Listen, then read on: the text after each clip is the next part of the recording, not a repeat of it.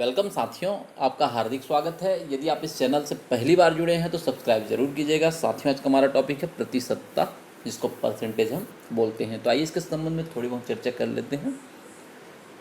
प्रतिशत एवं प्रतिशतता, परसेंट और इसको परसेंटेज जिसको बोलते हैं हम। प्रतिशत जो है दो शब्दों से मिलकर बना है, एक है प्रति और दूसरा शत।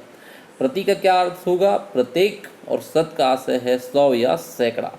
इस प्रकार प्रतिशत का क्या अर्थ होगा?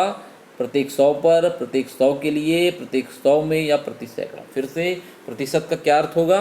प्रत्येक 100 पर, प्रत्येक 100 के लिए, प्रत्येक 100 में या प्रति सैकड़ा। प्रतिशत व्यक्त करने के लिए प्रतिशत का जो चिन्ह है, इससे आप भली भांति परिचित होंगे, क्योंकि जब भी आपके रिजल्ट आप निकालते हैं तो इस चिन्ह का प्रयोग करते हैं अपने प्रतिशत का, परसेंटेज का संकेत दर्शाने के लिए इस चिन्ह का आप भली भांति प्रयोग करते हैं। इसको संक्षेप में प्र.स. लिख सकते हैं, p.c भी लिख सकते हैं। इसको शॉर्ट में इस तरीके से लिख सकते हैं। एक उदाहरण के माध्यम से समझते हैं। एक छात्र ने गणित के एक प्रश्न पत्र में 50 में 40 अंक लाए। 50 नंबर का पेपर है, 40 अंक लाया। यदि यह प्रश्न पत्र 100 अंकों का होता तो 80 अंक होता। जाहिर सी बात है, 50 में अगर 40 ला रहा है तो 100 में कितना? 80 लाएगा। 50 का डबल 100, 40 का डबल 80। 50 में 40 मतलब 100 में कितना? 80। और उस छात्र के 100 में से 80 अंक हैं, तो इसको हम किस प्रकार बोल सकते हैं? 80%। 80% का चिन्ह या 80/100। ठीक। अब 100 में क्यों? क्योंकि ये प्रति सैकड़ा की बात हो रही है। ठीक है, प्रतिशत की बात हो रही है, मतलब प्रति सैकड़ा या 100 में इसकी बात हो रही है। तो 100 में 80 मतलब 80% इस रूप में, या 80/100 ऐसे भी लिख सकते हैं। इससे संबंधित कुछ प्रश्न देख लेते हैं। पहला प्रश्न है, दूध का व्यय 120 रुपये से बढ़कर 150 रुपये हो गया, उपभोग पर कितने प्रतिशत की वृद्धि हो गई? 120 रुपये था, 150 हो गया, कितना बढ़ गया? 30 रुपये वृद्धि हो गई। ठीक। वृद्धि प्रतिशत का सूत्र है वृद्धि गुना 100 बटा प्रारंभिक व्यय। इस सूत्र का प्रयोग आप कब निकालते हैं? जब आपको परसेंटेज निकालना होता है, तो प्राप्तांक गुना 100 बटा पूर्णांक, इस सूत्र का आप उपयोग करते हैं। प्राप्तांक गुना 100 बटा पूर्णांक। यहाँ पर वृद्धि प्रतिशत के लिए हम यही सूत्र लगा लेते हैं कि ये वृद्धि जो है प्रारंभिक व्यय का कितना प्रतिशत है। तो वृद्धि गुना 100 बटा प्रारंभिक व्यय। वृद्धि है 30 गुना 100 और प्रारंभिक व्यय है 120। हल करेंगे तो 25% ये आपका उत्तर आएगा। अगला प्रश्न है, प्रत्येक 2 वर्ष तक किसी शहर की जनसंख्या में 10% की वृद्धि हुई, इसके बाद 2 वर्ष तक प्रतिवर्ष 10% की कमी हुई। यदि प्रारंभ में जनसंख्या 1 लाख थी तो 4 वर्ष बाद जनसंख्या की गणना कीजिए। यहाँ देखिए, 2 साल तक वृद्धि हो रहा है, कितना प्रतिशत? 10% का। उसके बाद 2 साल तक कमी हो रहा है, कितना? 10% का। और प्रारंभिक जनसंख्या दिया हुआ है, 4 वर्ष की बाद की जनसंख्या हमको निकालना है। जब भी इस तरीके के प्रश्न होंगे तो इस सूत्र को आप अच्छे से याद रख लेंगे। यहाँ पर प्रारंभिक जनसंख्या जो है आप रखेंगे, उसके बाद ब्रैकेट में 1 धन R1/100 और ब्रैकेट में 1 ऋण R2/100। यहाँ पर हम धन और ऋण कब कैसे लगाएंगे? यहाँ पर वृद्धि हुई है तो आप धन लगाएंगे, और जहाँ कमी हुई है बोलेगा तो वहाँ पर ऋण लगाएंगे। अगर दोनों बार वृद्धि बोलता तो यहाँ पे भी हम धन लगा लेते, लेकिन कमी है इसलिए ऋण लगाए हैं। तो ये एक हो गया आपका चिन्ह का। दूसरा, घात 2 क्यों लगाए हैं, है ना?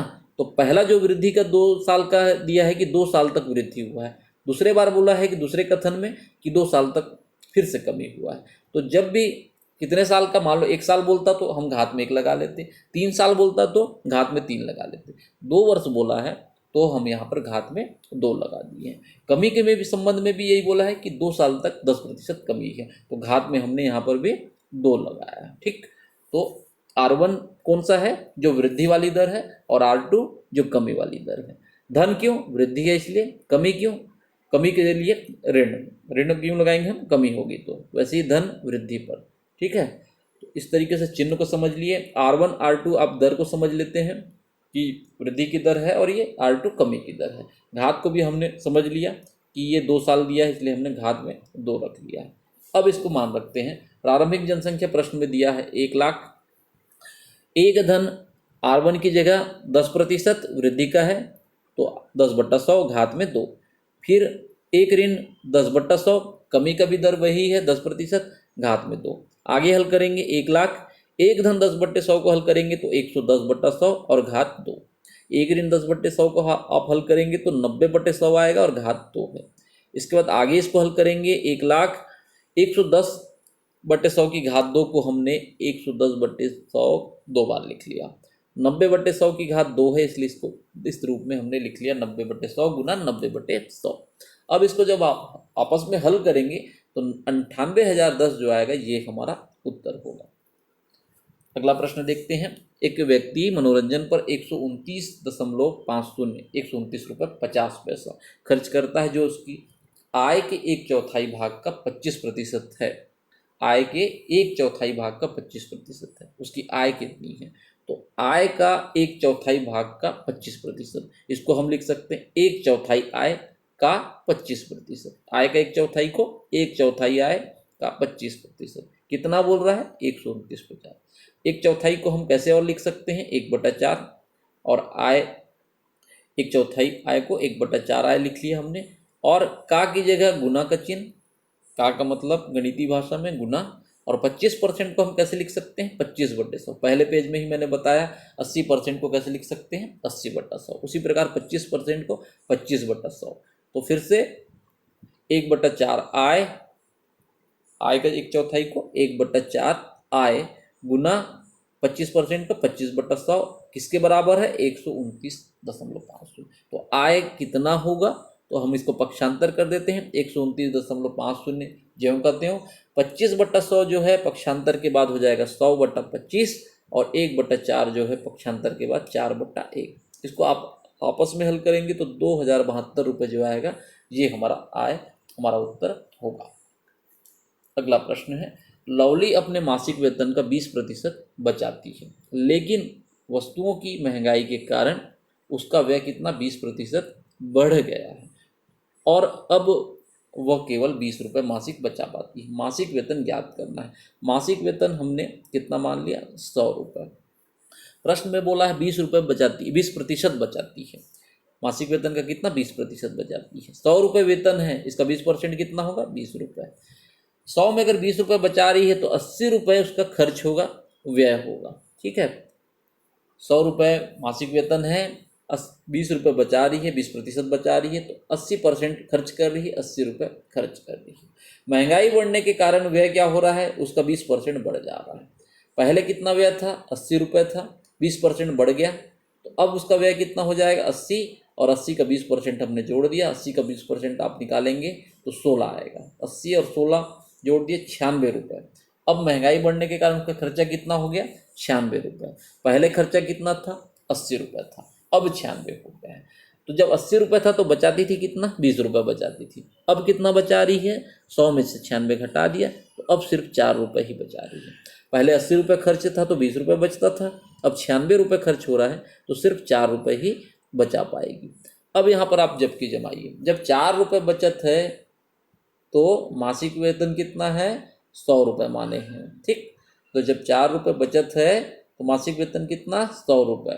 तो जब प्रश्न में दिया है 20 रुपये बचत है तो मासिक वेतन, तो 100 गुना, ये सेकेंड लाइन वाले को आप गुना में ले जाएंगे और फर्स्ट लाइन वाले 4 को बटे में रखेंगे। इसको फ्रेम करते समय आप बहुत सावधानी से, अक्सर स्टूडेंट यहाँ गलती करते हैं।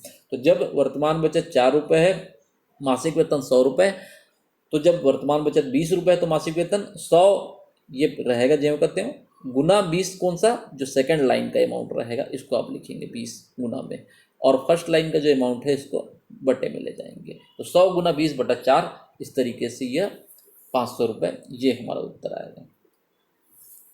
अगला प्रश्न है। सुमित ने 50,000 रुपये की पूंजी से एक व्यवसाय प्रारंभ किया और 20% की हानि उठाई।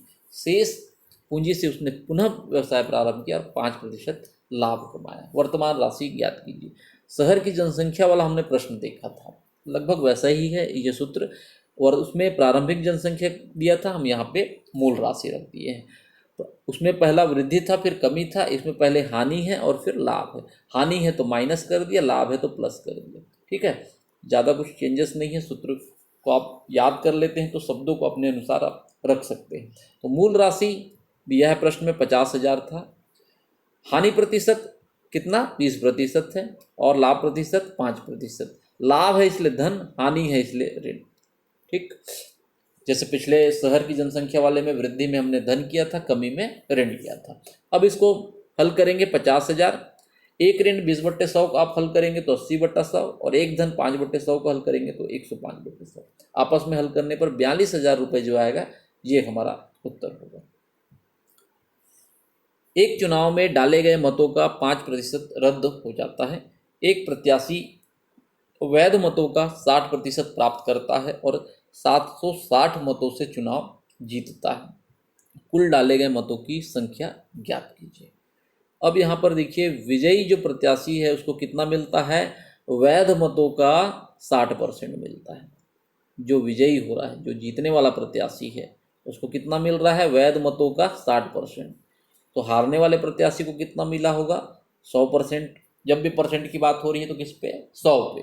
100 पे जब 60% इसको मिल गया है तो हारने वाले को 40% मिलेगा। ठीक, अब यहाँ पर देखिए, विजय प्रत्याशी को वैध मतों को 60% मिल गया, हारने वाले को 40% मिल गया है।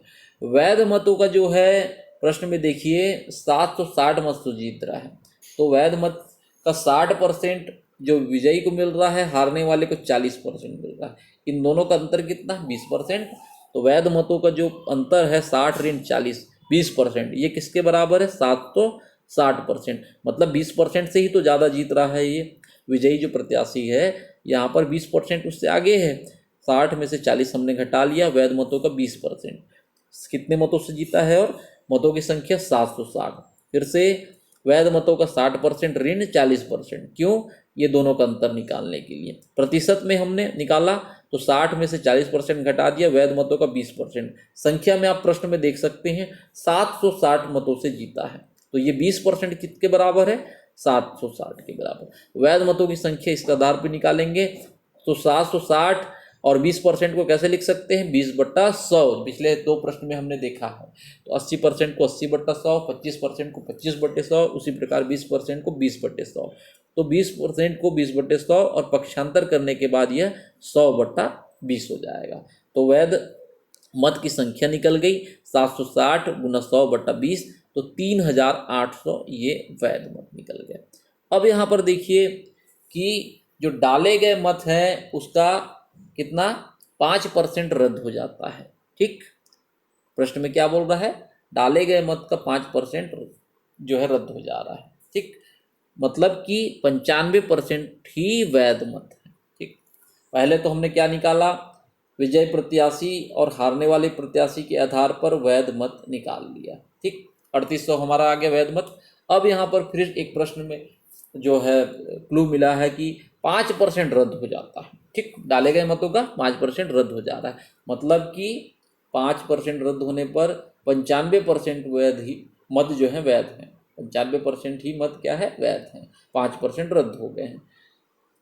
अब यहाँ पर देखिए, जो हमारा 3800 जो है वो किसके बराबर है? 95% की, है ना। 3800 हम जो निकाले हैं वैध मत, ये किसके बराबर है? डाले गए मत का 95% के बराबर। फिर से देख लीजिए, डाले गए मतों का 95% बराबर 3800। 3800 कहाँ से? ये हमने निकाला है वैध मत। और वैध मत कितना? 3800 किसके बराबर है? 95% के बराबर है, क्योंकि 5% तो रद्द हो जा रहा है। तो डाले गए मतों का 95% बराबर 3800।